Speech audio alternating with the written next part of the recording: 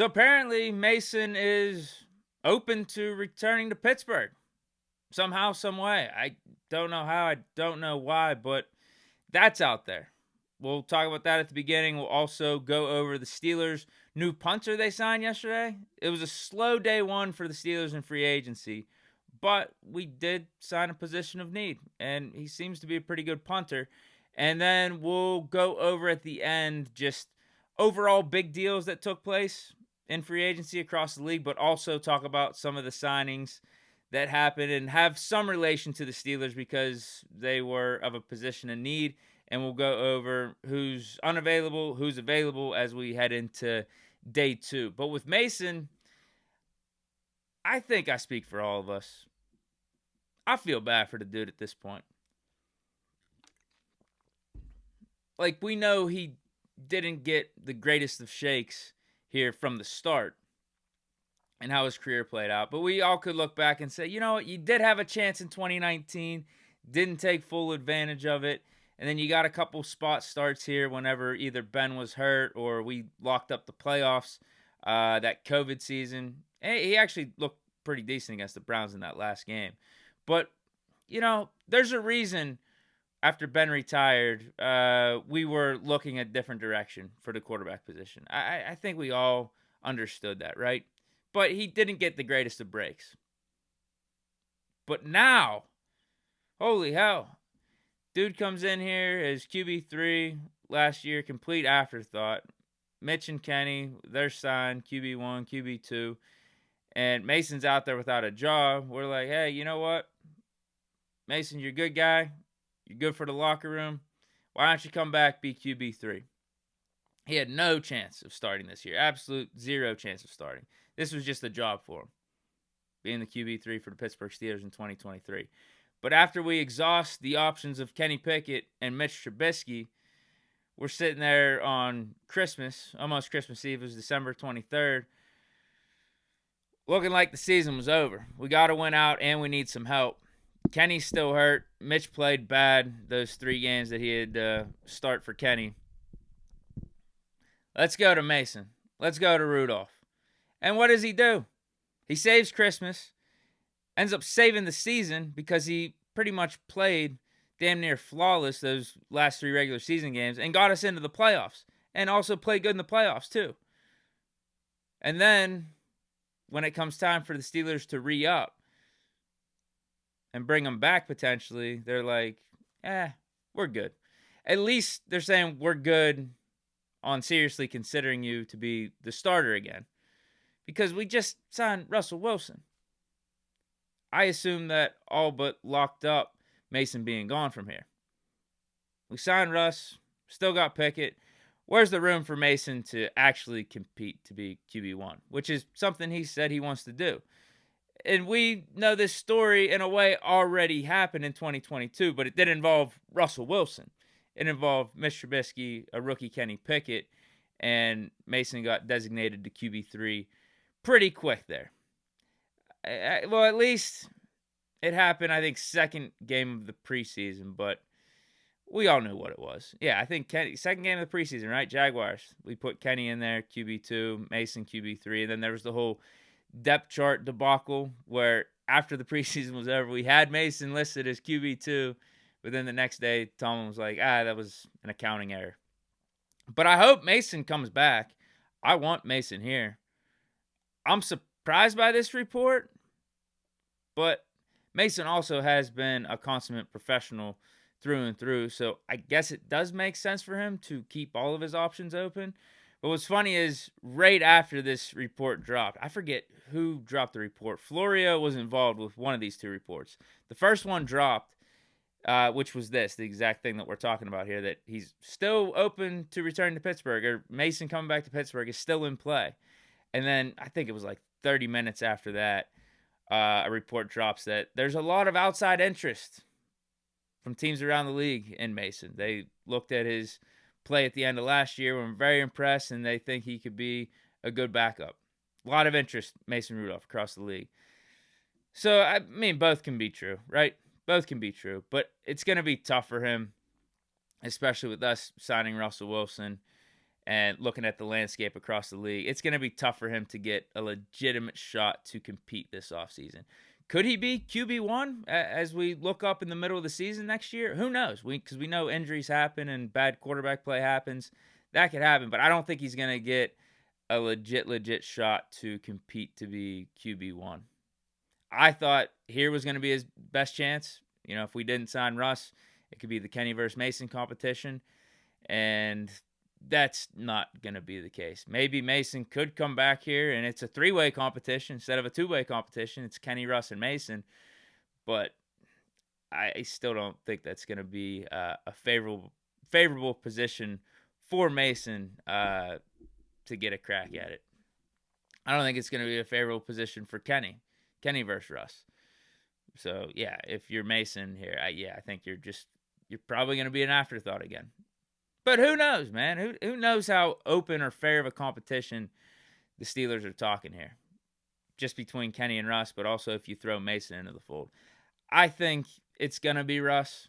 I think there's a leadership that he brings. I think there's an excitement that he brings, obviously, because it is Russell Wilson. But who knows, man? Maybe you don't count out Kenny. Maybe you don't count out Mason if he does come in here. But it is Russell Wilson. It's been said how many times yesterday across all the platforms and the analysts and the people that are NFL experts, all the people that have been talking about this signing.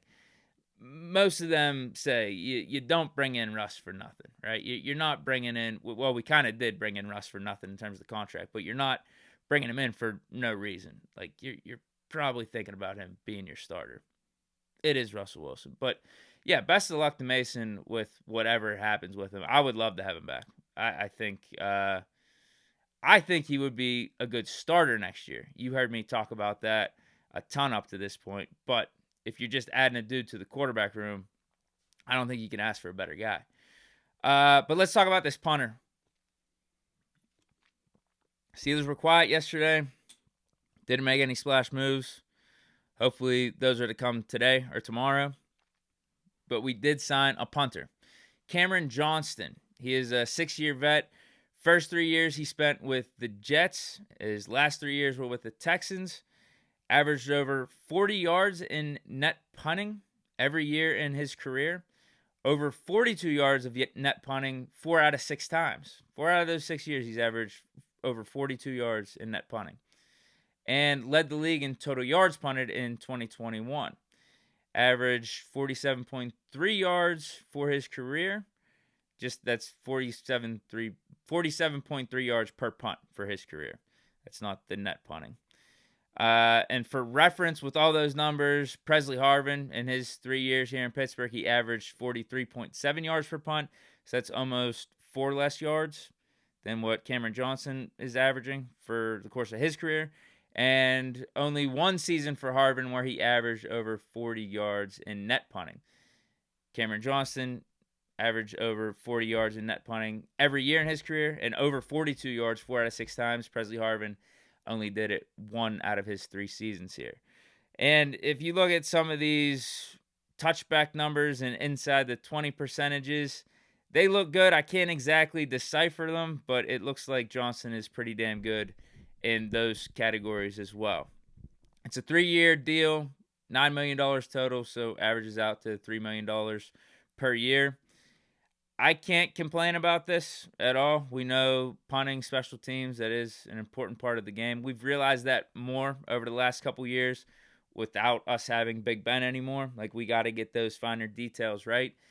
And Cameron Johnston looks to be a quality NFL punter. He has proven to be that thus far. And he's 6 years in. I think punters and kickers, they have long lifespans in the league, so it's not like we got to worry about him being over the hill. In fact, this might be the prime of his career. And it just helps, too, that we got a guy locked up, free agency. I don't know exactly what the punter market is. Like, I don't know if this is considered a premium, but it's $3 million. We got a quality NFL punter, and this isn't a position we're going to have to worry about wasting a draft pick on. So, good move. Good first move by the Steelers. Although, I guess technically the first move was Russell Wilson for, $1.2 million, $1.3 million early on. No, it wasn't in the morning. It wasn't in the morning yesterday. It was like Sunday night. I guess that was technically our first move in free agency, which was also a good move. So we're 2 for 2 right now. But let's look at some of these deals that happened around the league. Another big quarterback one. Obviously, we got Russell Wilson. Kirk Cousins goes to Atlanta for 4 years, $180 million. $100 million total guaranteed, $90 guaranteed at signing. What is that per year? That's $45 million per year. That's a lot for Kirk Cousins, man. That's a lot for Kirk Cousins. This is why I talk down on Kirk Cousins and being your team's quarterback. It just costs too much, bro, for disappointment in big games and where you really need him the most. Dude has one playoff win over the course of his career. Dude has how many 8-8, 9-7 seasons missing the playoffs. He was looking really good last year. I'll give him that. Like, he was going to maybe have the best quarterback stats for every quarterback last year, because I think he had the most touchdowns when he got hurt with that Achilles, like 18 touchdowns. He was lighting it up. I'll give him that. But again, when you really need him, does he deliver? Is he worth $45 million? Man, 36 coming off an Achilles. I got no hate on Kirk. I don't. I just think he costs way too much for what he's given you and what you could rely on him for. Way too much. And a lot of times when it's like a Kirk Cousins, a Tannehill, a Jimmy G, you feel like you're just in this quarterback purgatory. You're paying the dude a lot of money, keep you around, keep you relevant. But at the end of the day, I don't think they're guys that you can rely on to get it done in the big moments. So it's frustrating. Like, those are frustrating type of quarterbacks to have on your team. That's my take on it, though. Christian Wilkins, defensive tackle for Miami, lands with the Raiders. 4 years, $110 million. This is a lot of money, too. 27.5 average per year. 82.7. 80. How do I want to say this? 82 million. 82. It's 82 million. 82,750,000. Is that how you say it? 82.75 million. Maybe that's the more proper way to say the amount that he's getting. It's a lot. That's total guaranteed. What other big moves? Leonard Williams stays in Seattle. He got 21.5 per year on a 3-year deal. Josh Jacobs. Yeah, there were some big name running backs that got picked up. Josh Jacobs goes to Green Bay for a decent amount of change. This is kind of surprising coming off of the year that he had. It was a down year. Like, he had a career year 2 years ago. Last year in the offseason, him and a bunch of the running backs were complaining about the running back market, talking about potentially sitting out the season, or they were trying to do something. There was that Zoom call with him, and was McCaffrey on the call? I think Najee was on the call. There was a bunch of running backs. Eckler, just talking about what they could do to get the running back market up. He eventually takes the franchise tag, plays last year, but it's a down year. Like, all those running backs had down years except Christian McCaffrey, really. So that's why I'm surprised he got more than what his franchise tag was last year. He got 4 years, $12 million per, $48 million. Although, now that I'm looking at this, only 12.5 guaranteed at signing. So this might be a little bit of monopoly money here, as Le'Veon Bell put it back in the day. Saquon Barkley, he got more guaranteed money, $26 million, 3 years, $37.75 million in total. Yeah, so that averages out at almost 13 per year, 12.5 per year for Saquon. Goes back to his hometown in Philly. Gabe Davis, this one is kind of related to us because we were looking for a receiver, and Gabe Davis could have fit that mold for a third receiver on our squad. 3 years, $39 million to go to Jacksonville. Goes from Buffalo to Jacksonville, $13 million per year. That seems pretty steep. I would have liked him for under $10 million, but at 13, I'm good on that. Jordan Brooks, he signed with Miami, goes from Seattle to Miami, $8.75 million per year, a 3-year deal. Gardner Minshew goes to Las Vegas. This is why the Russell Wilson deal is so good. When you look at deals like this, he goes to the Raiders for $12.5 million per year. 2 years, $25 million in total. That's crazy. That is crazy. We're paying Russell Wilson $1 million, and the Raiders got Gardner Minshew for 12.5 per year. That's crazy. Because I think even Sam Darnold just sign with the Vikings, $10 million per year? Just again goes to show how good of the Russell Wilson deal was for us. Now let's look at some of the deals that happened for positions pertaining to the Steelers, and positions that we're interested in and we're targeting. I already talked about Gabe Davis. Outside of that, not many receivers got signed yesterday or even into this morning. I got the free agency tracker up right now, so I'm looking at it. I'm checking it live. So let me just double check right now. See if anyone got signed. Titans added Kenneth Murray Jr., so I guess I'll talk about him a little bit when I bring up the linebackers. But yeah, no one else really. So who I'm talking about right now, I think will be up to date when you guys are watching this video. But yeah, receivers, Gabe Davis, and then Noah Brown goes back to Houston. I brought up Noah Brown several times as, a slot guy that we could bring in. Hopefully pay him, under $10 million. I think that's the range the Steelers are looking at for one of these vet receivers or wide receiver 3 slot receiver types. But he goes back to Houston, so he's off the table. Gabe Davis, he's off the table. But outside of that, I think we're still cooking with some other names. Odell Beckham, Curtis Samuel, Tyler Boyd, Josh Reynolds, Calvin Ridley. What's his market? I could be interested in him, but I think he fits the Diontae Johnson mold too much. Unless we traded, I don't think that would make sense. I was going to say if we trade Diontae, bring in a Calvin Ridley, I would just rather keep Diontae. Yeah, I'm good on that. Who else? I'm scrolling through here. Yeah, the wide receiver, it's not that robust. There's only about 4 or 5 names that I'm really interested in out here.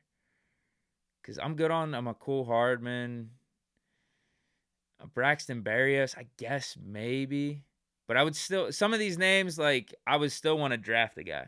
Like if we brought in a Tyler Boyd, a Curtis Samuel, and Odell, I don't think we necessarily got to draft a dude. We could roll with a Diontae, a Pickens, a Tyler Boyd, and a Calvin Austin. I think we'd be set at the receiver room. But there's other names here. I think I would want to still bring in a guy in the 3rd or 4th round in the draft. Marquise Brown. It's an intriguing name. He's got the speed. If you could get him on the cheap, but I don't know what his market is. I don't view him that highly here in Pittsburgh. When we got to playing with the Ravens, he always disappointed. He was a letdown. I couldn't believe the Ravens got what they did for Marquise Brown whenever they traded him to the Cardinals. Didn't they get a 2nd-round pick? Yeah, it was crazy to me because I don't think he's that. I mean, he could be a good complimentary piece. If you're talking about him being wide receiver 3 here with that speed, then we're talking. But he might be able to get more than what a wide receiver 3 is asking for out there on the market. But yeah, that's still who's available out there at the receiver spot. For inside linebacker, Devin White, Patrick Queen, Willie Gay Jr. Outside of them, where's Jerome Baker at? I'm not seeing him. He might be listed as a outside linebacker here because he's outside technically, but he's an off ball, which is still technically an inside linebacker as well, depending on the 3-4, the 4-3 defense. Yeah, because I think he's still available. I'm gonna double check this. Where's he at? I'm on Spot Rec right now. Yeah, Jerome Baker's there. Yeah, he's still available. So I think the 3 names for inside linebacker I'm interested in that are still out there, it's Jerome Baker, it's Patrick Queen, it's Devin White. Anyone else? I'm good on the Eric Kendricks, Bobby Wagner, Levante David types, the old inside linebackers. I'm good on that.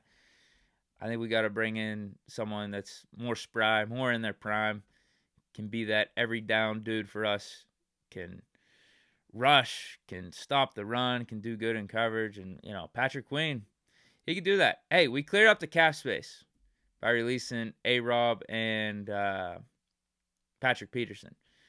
That was $17 million in cap space right there. Can we get a Patrick Queen in here for $15 million? I wouldn't be against that at all. Devin White, less than that, because I don't think Devin White as of late has been as good of a player as Patrick Queen, but Devin White for like 10 mil. Jerome Baker, I think his range less than 10, 7, 8, 9, something like that. I think that would be nice. That's the direction we got to be going for inside linebacker. Those three names, maybe even a Willie Gay Jr. out of the Chiefs. Get him for less than 10. That could make sense. But now to cornerback. Couple names went cornerback. Chidobe Awuzie, 3 years, $36 million, went to Tennessee. Sean Murphy-Bunting, he went for a little bit of a steep price. 3 years, $25.5 million. That's $8.5 million per year. Goes to Arizona. Goes from Tennessee to Arizona. Jeff Okudah, this would have been an interesting flyer for the Steelers. He didn't go as much as the market value was predicting. He goes Atlanta to Houston, 1 year, $4.7 million. That's it. That wouldn't have been bad. Bring him in, flyer, still maybe draft a corner early in the draft.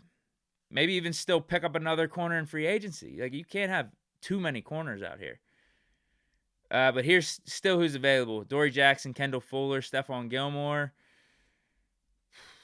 C.J. Henderson. Maybe you could get C.J. on a similar deal that Okudah just got. Steven Nelson. I mean, we know that's not happening, but he's still out there. Kelly Witherspoon. That's not happening, but that would kind of be intriguing. Levi Wallace, obviously. Rock Ya-Sin. Jalen Mills. How about a J.C. Horn trade? I wouldn't mind that at all. J.C. Horn trade. Patrick Surtain, the second trade. I know we were talking about that a lot in the middle of the season, but it looks like Denver, even though they are cleaning house, I guess he's one of the guys that they're going to be keeping for the long haul, and rightfully so. Yeah, J.C. Horn trade I wouldn't be opposed to at all. But Kendall Fuller, Dory Jackson, even like a Gilmore for less than 10 could be intriguing, although Gilmore is in the similar vein of a Patrick Peterson signing. We know how that worked out. I think Gilmore, on a down-out basis, has been holding up and has been aging a lot better than Pat P. Because I think he still graded out pretty well last year. I don't remember him getting cooked all over the place with the Cowboys. So, yeah, Gilmore on the cheap, that can make sense. But he's one of those, I think you still look at the draft and, the second round or something like that to get a predecessor. Unless you're that confident in Corey Trice. But I still think you got to bring in someone else if you bring in Gilmore, just in case. A little insurance policy, or even just a young guy for Gilmore to mentor and have under his wing like Patrick Peterson did last year with the JPJ. Last position, though, I'm going to talk about, and finally we're getting to it. I guess better late than never, but the safety position. We got a lot of dudes that got signed yesterday, but there is still a lot of good dudes out there that's available. The safety market just was crazy this offseason for the amount of quality guys that were getting cut and being made available. But Xavier McKinney, he goes to Green Bay on a big-time deal, $17 per year for 4 years. Darnell Savage, he goes to Jacksonville, $7.2 per year. Kevin Byard, 2 years, $15 million, so $7.5 per year. Goes from Philly to Chicago. Geno Stone goes to Cincy on a little bit of a bargain. 2 years, $14 million, which is $7 per year. Yeah, so those were some of the names that I think we were discussing with the Steelers. But you still got a Justin Simmons out there. You still got why is Budda Baker on here? Is there a reason Budda Baker is on the Spot Rack available list right now? Am I missing something? Google says he's still on the Cardinals. What am I missing? Did he literally just get cut? I have no clue why he's on this available list. But okay, maybe it's foreshadow. Who knows? Maybe Spot Rack's breaking news. I'm not going to consider him available. But yeah, that popped up right there. Okay. Eddie Jackson, Quadri Diggs, CGJ, Chauncey Gardner-Johnson, Jordan Poyer, Jordan Whitehead, Jaron Kearse, Jalen Mills. They got him listed in this kind of like safety spot. I know he's a versatile player out there. Miles Killebrew, we got to re-sign him. We need him back for special teams. I'm not worried about him with safety. Terrell Edmonds, I wouldn't mind what if we got Justin Simmons or, one of these more big name safeties. We got one of them and a Terrell Edmonds on the cheap and had, that 3 safety combination. I would love that. I think that would be something wise for the Steelers to do. Cameron Curl, that would be a big time signing. I would love that. But we got names still out here, man. We definitely got names. I think what the Steelers should do is free up some cap space, maybe cut Casey, get Justin Simmons in here, bro. Get Justin Simmons, get Cameron Curl in here, get maybe a Chauncey Gardner-Johnson, and because he's going to be cheaper than a Simmons or a Cameron Curl. Maybe if you do the Chauncey Gardner-Johnson, you could also pick up a Terrell Edmonds. Same thing with Jordan Poyer. I think he's going to be cheaper just because of his age. Jordan Poyer and Terrell Edmonds, sign them for both a total of $12 million. Poyer, maybe he's around 7 or 8. Edmonds around 2 or 3. Bro, I think that's how you upgrade this defense, upgrade the safety room right there. But there's still a lot of guys out there at the safety position that could be signed. And hopefully the Steelers make a splash move here. I think we are fiending for it. All we got was the punter yesterday, but Omar Khan's cooking though, man. Don't doubt the con artist. Do not doubt him. I'm sure we'll be hearing something soon. And if that takes place, I will be here with another video today. And if it doesn't happen until tomorrow, I'll be back here with another video tomorrow. But we'll just have to wait and see. Let me know your thoughts on free agent signings that happened yesterday, whether it's around the league or guys, again, pertaining to positions that the Steelers are looking at. But also, let me know who you like with the players that are available here at safety, at cornerback, inside linebacker. I guess even the defensive line you could throw out there too. Offensive line. A couple guys went for the center position. Mitch Morris, Russ is center out with the Broncos, but that market right now is kind of limited. We might have to just go all in with Jackson Powers-Johnson or Zach Frazier in the draft. And then same thing with right tackle, man. The tackle position, I don't think it's that robust out there for us. Chuk signed with the Patriots for $4 million. You see that? That's actually kind of a deal for New England, I think. It's just that we were paying Chuk's, what was it, 11, 12, 13 million, and we ended up benching him in the middle of the year for Broderick because he had some complaining about how the offense was, and yeah, that whole fiasco. But yeah, he didn't make sense being here anymore. But $4 million, that's actually not a terrible deal at all. But that's it for this morning's show. Again, if a signing happens, I will be on it. I'll react to it. I'll have a video at some point today.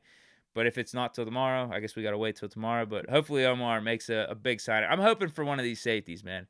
Give me one of these safeties today and maybe get me one of these inside linebackers, and I'll be good. But stay chilling. Hope you guys enjoyed, and peace.